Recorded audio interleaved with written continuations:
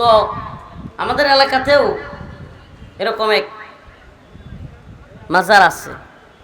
তবে হ্যাঁ, এই মাজারের ইতিহাস অনেক বড়। আমাদের নেত্রকোনার পূর্বধলা থানার লেটিরকান্দা গ্রাম পাগলবাড়ি, কেউ কেউ হয়তো শুনে থাকবেন নাম, পাগলবাড়ি। তো এই বাড়ির পূর্বপুরুষদের ইতিহাস অনেক বড়, কিন্তু তাদের পরবর্তী প্রজন্ম এই সমস্ত বিষয়গুলো সুযোগ দিয়েছে। তাদের পরবর্তী প্রজন্ম উত্তরসূরিরা পূর্বসূরিদের ঐতিহ্য ধরে রাখতে পারে নাই। তাদের পূর্বপুরুষ ছিল করম শাহ, সুজন শাহ, আরও বড় বড় যারা ব্রিটিশ বিরোধী আন্দোলনে শরিক হয়েছে, এ ধরনের ইতিহাস আছে। কিন্তু এরা এখন গান বাজনা, মহিলা নিয়ে নাচানাচি, তাদের ইতিহাস ব্রিটিশ বিরোধী আন্দোলনে শরিক হওয়ার ইতিহাস। কিন্তু এখন কিছুদিন এই আমি জন্মের পর থেকে দেখতেছি, যখন থেকে বুঝি, মদ গাঁজা এসব খাওয়া, নাচানাচি করা, মহিলা পুরুষ একসাথে মন্নামি করা, তারপরে মান্নত করা, কপাল লাগায়া, এগুলো অনেক দিন ধরে হচ্ছে। এই গত রাত্রে হঠাৎ করে এরা আবার মাইক বড় বড় দিয়া পুরো এলাকা থমথমে পরিস্থিতি তৈরি করে ফেলছে, নাচানাচি আর গান গাচ্ছে।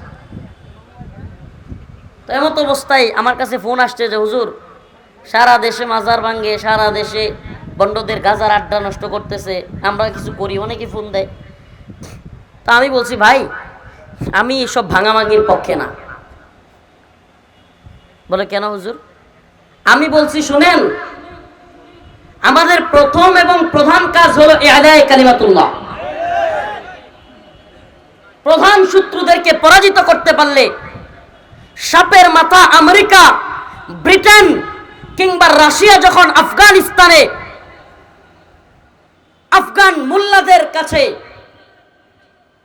পরাজিত হলো, তখন আফগানিস্তানের মুল্লাদের, তালেবান ভাইদের বাড়ি বাড়ি গিয়া মাজার ভাঙতে হয় নাই, এগুলো এমনিতেই নাই হয়ে গেছে। আমাদের মূল কাজ দ্বীনের বিজয়ের জন্য চেষ্টা করা, ইলায়ে কালিমাতুল্লাহর জন্য চেষ্টা করা, ইকামতে দ্বীনের জন্য চেষ্টা করা। আলহামদুলিল্লাহ, এমনিতেও এই মাজারপন্থীরা মাজার ব্যবসায় নাই খেয়ে গেছে। আলহামদুলিল্লাহ, এই ক্ষেত্রে আহলুল হাদিসের ভাইদের বড় খেদমত আছে, স্বীকার করতে হবে। আহলে হক উলামায়ে কেরামের বড় খেদমত আছে। এখন যুব সমাজ বোঝা শুরু করছে, আমার আলোচনার প্যাটার্ন একদিক থেকে অন্যদিকে চলে যাচ্ছে। যুব সমাজও বোঝা শুরু করছে। আলহামদুলিল্লাহ, এখন কলেজ ভার্সিটি, স্কুল কলেজ ভার্সিটির ছেলেপেলেরা টাকনুর উপর কাপড় পরে, 5 ওয়াক্ত নামাজ পড়ে, পর্দা মেনটেন করে চলে, সুবহানাল্লাহ, চোখের হেফাজত করে। এটা বড় খুশির খবর। ইয়া আইয়ুহাল্লাযীনা আমানু মান ইয়ারতাদ্দা মিনকুম আন দীনিহি ফাসাউফা ইয়াতিল্লাহু বিকওম ইউহিব্বুহুম ওয়া ইউহিব্বুনাহু আযিল্লাতিন আলাল মুমিনিন আইজ্জাতিন আলাল কাফিরিন ইউজাহিদুনা ফি সাবিলিল্লাহ ওয়া লা ইয়াখাফুনা লাওমাতা লাইম। আল্লাহ তো বলছেন, তোমরা যদি মুখ ফিরিয়ে নাও এই দিন থেকে, আমি এমন এক জাতি তৈরি করে দিব যে এরা আমাকে ভালোবাসবে, আমিও এদেরকে ভালোবাসবো। ইউহিব্বুহুম ওয়া ইউহিব্বুনা আযিল্লাতিন আলাল মুমিনিন আইজ্জাতিন আলাল কাফিরিন। এরা মুমিনদের ব্যাপারে দয়া পরশওয়ালা হবে, কাফেরদের ব্যাপারে হবে শক্ত। ইউজাহিদুনা ফি সাবিলিল্লাহ, এরা আল্লাহর রাস্তায় জিহাদ করবে। ওয়ালা ইয়াখাফুনা লাওমাতা লাইম, কোন নিন্দক মানহাজি জঙ্গি মৌলবাদী ট্যাগ দিলেই এরা থেমে যাবে না। ওয়ালা ইয়াখাফুনা লাওমাতা লাইম, এরা নিন্দুকের নিন্দার পরোয়া করবে না। এই প্রজন্ম তৈরি হয়ে যাচ্ছে আলহামদুলিল্লাহ। এই প্রজন্ম, আমি গতকালকেও নোয়াখালীর হেফাজতে সমাবেশে বলে এসেছি যে আপনি যেই হন, এখন আর মানহাজি জঙ্গিবাদী মৌলবাদী ট্যাগ, ওই আমেরিকা, ব্রিটেন কিংবা রেন্ট কর্পোরেশনের খাওয়ায়া দেওয়া ট্যাগ দিয়া আপনি এই প্রজন্মকে থামাই দিতে পারবেন না। আপনি কল্পনাও করতে পারবেন না, এই প্রজন্ম এখন এই গণতন্ত্রের লাড্ডুকে লাথি মেরে ফেলে দিছে। এই প্রজন্ম বুঝে গেছে এই তন্ত্রমন্ত্রের ধ্বজাধারীরা, আব্রাহাম লিঙ্কন কিংবা জর্জ রোসোর এই তথাকথিত সেকুলার গণতন্ত্র দিয়া, ইসলামের কিছু হবে না। আপনি বুঝেন না, আপনি অবুঝ ভাই, আপনি আমার অবুঝ ভাই, আপনি আমার অবুঝ দিনই ভাই। আমরা আপনাকে তাগুত মুরতাদ এইসব বলি না, ক্ষুধায় বিভ্রান্তি ছড়ায়েন না। আপনাদেরকে আমরা অবুঝ দিনই ভাই মনে করি। যেই হোক, যে আলেম হোক, উনি আজ হোক কাল বুঝতে পারবেন এই গণতন্ত্রের পথে অন্তত আর যাই হোক ইসলামী হুকুমত কায়েম হইতে পারে না। আরে ভাই, পৃথিবী তো আর 1-2 দিনের না, পৃথিবী 1-2 দিনের, হাজার হাজার বছর চলে গেছে। পৃথিবীর ইতিহাসে 1 ইঞ্চি ভূমি কি এই গণতান্ত্রিক প্রক্রিয়া ইসলামী হুকুমত কায়েম হয়েছে? দেখান আমাকে। হয় নাই, হয় নাই। ইসলামী হুকুমত কায়েম হইতে হলে অবশ্যই দাওয়া এবং জিহাদের পথে আমাদেরকে অগ্রগামী হতে হবে। এছাড়া ইসলামী হুকুমত আসবে না, আসে নাই। মুরসি মিশরে আসছিল, গণতন্ত্রের মাধ্যমে চাইছিল ইসলাম একটু প্রতিষ্ঠা করতে। মুরসির কুরসি বেশি দিন লাগে নাই যাইতে, কারণ এরা দিবে না।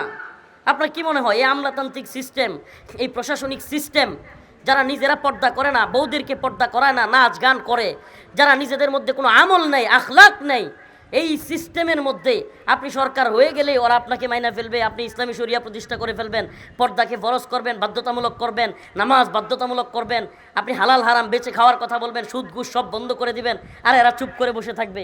ওরা বলবে মোল্লা করে আগে থামা, নাইলে আমার ঘুষ সুদ সব বন্ধ হয়ে যাচ্ছে। এটা আপনাকে বুঝতে হবে, এটা দাওয়া এবং জিহাদ ছাড়া সম্ভব না।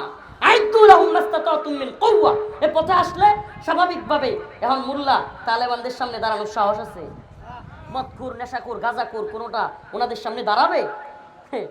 ওনারা তো মুখের ভাষায় কথা বলবে না, তরবারির ভাষায় কথা বলবে। তো ওই অবস্থা যেদিন আসবে সেদিনই বিজয় আসবে। অযথাই অযথাই এই স্বপ্ন দেখা বাদ দেন। আমরা আপনাদেরকে ভালোবাসি কিন্তু ব্যর্থ হবেন, আমরা আপনাদেরকে ভালোবাসি কিন্তু পিছনে চলে যাবেন। এই উম্মতের জাগরণ তৈরি হয়েছে, এই উম্মত বুঝতেছে এই তন্ত্রমন্ত্র দিয়া বিএনপি, আওয়ামী লীগ বা অমুক দল তমুক দল দিয়ে হবে না। এই উম্মত বুঝতেছে শান্তি, মুক্তি, ইনসাফ কায়েম করতে হলে ইসলামী হুকুমতের বিকল্প কিছু নাই। এজন্য কি করতে হবে? এজন্য আগে শত্রু মিত্র চিনতে হবে। আমরা শত্রু মিত্র চিনি না। আমি যে আয়াতে কারিমা তিলাওয়াত করেছি, খুব সংক্ষিপ্ত সময়, এলাকায় একটু ঝামেলা হয়েছে, এজন্য যেতে হবে। ওই যে বললাম না, রাত্রেবেলায় তারা গান বাজনা নাচা গানা করতেছে। আমি এলাকার কয়েকজনকে পাঠাইলাম যে ভাই মারামারির দরকার নেই, একটু গিয়ে বুঝান যে এত রাত হয়েছে তোরা গান বাজনা করিস না, এত রাত হয়েছে তোরা গান বাজনা করিস না, নাচা গানা করিস না, মেয়ে নিয়ে এই সমস্ত গাঁজা খাওয়া এই সেই বন্ধ কর। যারা গেছে তাদেরকে তারা ধমকায়া হুমকি দুমকি দিয়া মারতে চায়। কি আশ্চর্যের কথা বলেন তো।